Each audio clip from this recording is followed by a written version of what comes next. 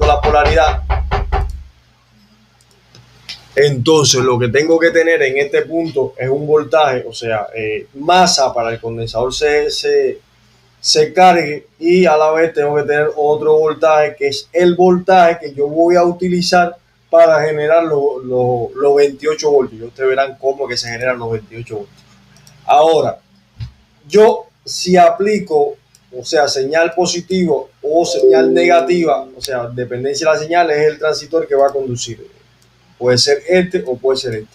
Si conduce este, aplica un voltaje positivo en este punto, y si conduce este, aplica un voltaje negativo en este punto. O sea que el condensador este, en un momento determinado, va a tener una polaridad positiva en este punto y negativa en este punto. Y en otro momento va a tener una polaridad positiva en este punto y negativa en ese punto. Entonces lo que voy a tener es esto. Lo que voy a tener prácticamente es esto. En un momento determinado voy a tener un voltaje alto y en otro momento determinado voy a tener masa. En un momento voy a tener un voltaje determinado y en un momento voy a tener masa, lo que quiere decir que ese voltaje es una onda pulsante, o sea, es una componente de alterna, así de sencillo. Ahora, ¿qué circuito es el que me genera en este punto un voltaje positivo y un voltaje negativo? Bueno, vamos a mirar en esta línea, o sea, lo que aplica a este punto. Vamos a mirar qué es lo que aplica a este punto. Miren esto. Vamos a ver, vamos a bajar. Miren por acá. Nos damos cuenta que si bajamos el circuito, nos encontramos con un componente que se llama amplificador operacional, que actúa como comparador. Ya ustedes tienen que saber que los amplificadores operacionales tienen una alta impedancia en la entrada, o sea que tienen una alta resistencia, que por este punto va a pasar muy poca corriente. Desde este punto hacia adentro del circuito yo no voy a tener casi entrada de corriente, o sea, no voy a tener prácticamente ninguna entrada de corriente. ¿Por qué? Porque tengo una alta resistencia. Entonces, ¿cómo funciona? Inicialmente, que se aplican estos 18 voltios, vienen por aquí, pasan por esta resistencia y van a tierra, tienen un camino a tierra, y se aplica, ¿qué cosa? Un divisor de tensión.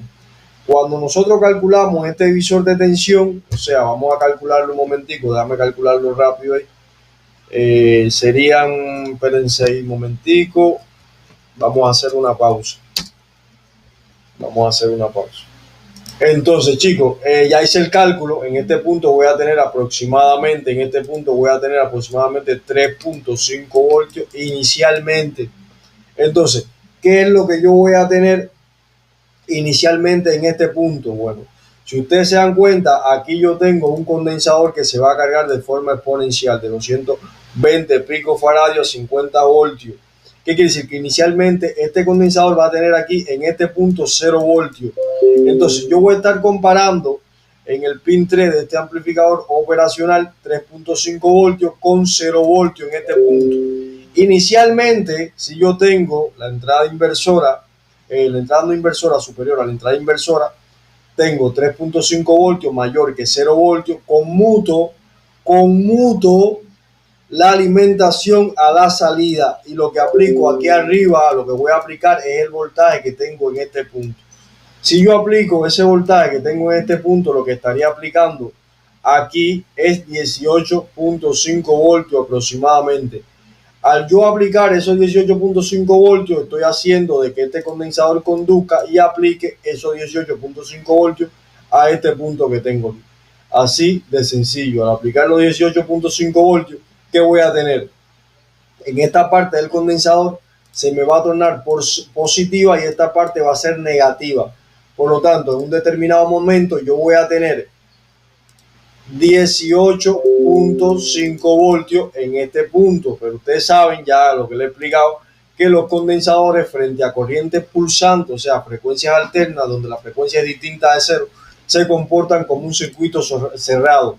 Van a dejar pasarme el voltaje, la componente de alterna que tengo en este punto. Ahora, ya sabemos que cuando el amplificador operacional tenga la entrada no inversora mayor a la entrada inversora, que es inicialmente cero, yo voy a conmutar, ¿qué cosa? La alimentación hacia el punto que ustedes vieron anteriormente. Ahora, como este condensador aquí se carga de forma exponencial, va a llegar un momento en que este punto va a ser igual a este. Cuando yo llegue el momento en que los 3.5 voltios sean igual a los 3.5 voltios de carga exponencial de este condensador, automáticamente se va a igualar la entrada no inversora con la entrada inversora. Y cuando pasa eso, ¿qué pasa? ¿Qué sucede? Este amplificador operacional lo que hace es conmutar la salida a tierra y lo que aplica en este punto va a ser 0 voltios. Si yo aplico 0 voltios en este punto, miren para acá. Si yo aplico 0 voltios a este punto, lo que estoy aplicando aquí, que es un potencial que está tirado a masa, o sea, lo que tengo es 0 voltios, y si yo tengo 0 voltios en este punto, inicialmente, ¿qué tengo? Tengo 18 voltios en este punto de la conmutación anterior, y si aplico un voltaje negativo de 0 voltios aquí, este transistor va a conducir porque va a tener un camino hacia tierra y va a conmutar el emisor con colector. Entonces voy a unir la masa a este punto. Entonces, ¿qué voy a tener? Voy a tener en este punto una corriente de alterna, donde en un determinado momento voy a tener 0 voltios y en otro determinado momento voy a tener los 18.5 voltios de corriente alterna. Ahora, este condensador, yo tengo que saber que la reactancia capacitiva va a ser igual a 1 sobre 2pi por la frecuencia por la capacitancia. Si la frecuencia es distinta de 0, él se va a comportar, o sea, ¿qué pasa con la resistencia capacitiva? Cuando la frecuencia es distinta de 0, lo que hace es disminuir la resistencia, comportándose como un circuito cerrado y va a dejar pasar toda la componente de alterna. Entonces, como en un determinado momento yo voy a tener, por ejemplo, supongamos que tengo un eje de coordenadas, miren por acá, este es 0, aquí tengo el 0 y llega un momento que yo tengo los 19 voltios estos, mira, tengo los 19 voltios estos, los 18.5 voltios que tengo en este punto, miren por acá, en este punto, tengo 18.5 voltios.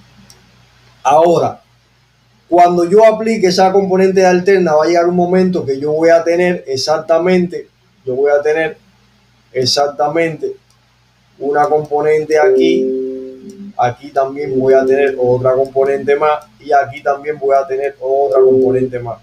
Estos son los pulsos a tierra cuando el amplificador operacional satura a tierra, y estos son los pulsos cuando el amplificador aplica 18.5 voltios a este punto. Ahora, este condensador que está aquí, lo que a mí me hace falta es que tenga 10 voltios. Cuando él llegue a 10 voltios, o sea, recuerden que este condensador cuando se carga, o sea, yo tengo un camino aquí hacia masa, ¿no? Cuando él se carga, él no se carga directamente a los 18 voltios.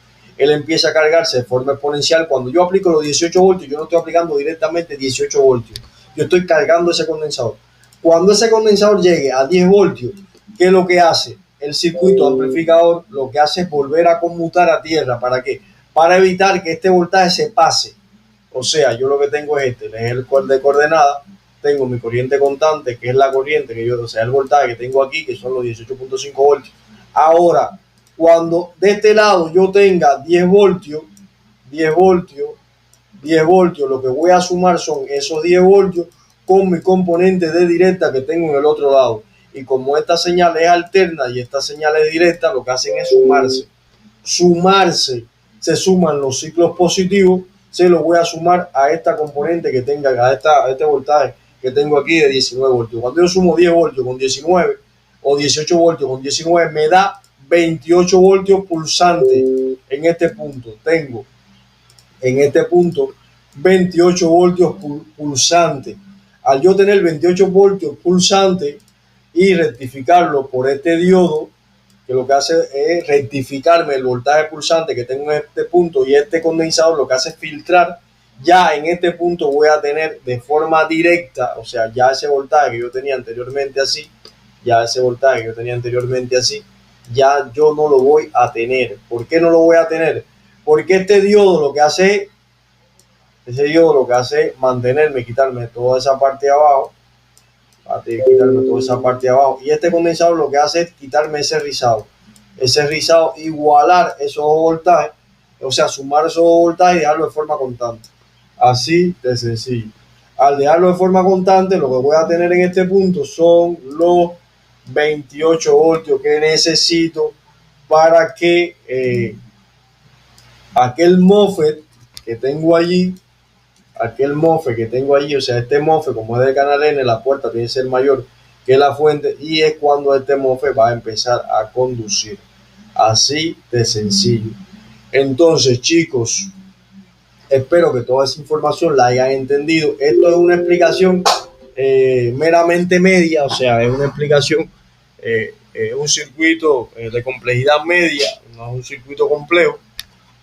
Quería que ustedes lo entendieran para que vean cómo es que se generan estos 28 voltios usando una componente alterna y una componente de directa. Tienen que saber que esta resistencia es una resistencia de carga, que es la que permite que se cargue este condensador que está aquí. Así de sencillo. Entonces, a la vez también actúa como resistencia, como una resistencia para aplicar ese voltaje a este condensador e irlo cargando de forma paulatina. Entonces este diodo se utiliza como un diodo de rectificación más este condensador. Y ya lo que tengo aquí es un voltaje en directa. Así de sencillo. Entonces, chicos, espero que hayan entendido toda esta información. Cualquier duda, déjenme en los comentarios. Esto es un curso intensivo de electrónica avanzada, pura electrónica avanzada, de la que no se ven en YouTube. Todo el que quiera entrar al curso, que se comunique conmigo y yo le estaré dando toda la información. Los que no tengan dinero para entrar al curso, no se preocupen, que yo estoy dando información valiosa. Miren por acá, esta información es muy valiosa, de cómo se hacen esas mezclas de componentes alternas con componentes directas para obtener un voltaje superior al voltaje de alimentación. Entonces, chicos, un saludo para todos ustedes. Esto es pura electrónica avanzada, donde eso no aparece en internet. Esto es lo que ocultan los fabricantes, que no quieren que las personas conozcan esta información, porque no es negocio que todos los técnicos sepan reparar esos equipos, porque realmente a veces cuando leemos los esquemáticos tenemos que darnos cuenta de esto, porque no nos dan esa información de forma abierta. Uno tiene que ir haciendo análisis e irse dando cuenta de cómo están haciendo las cosas. Entonces, esto es un producto que es de mi autoría. Me ha dado bastante sacrificio llegar a toda esta información. He estudiado bastante y espero que ustedes entiendan todo esto de la mejor forma correcta. Y cualquier duda me escriben en los comentarios y yo les estaré respondiendo. Un saludo para todos ustedes y nos estaremos viendo.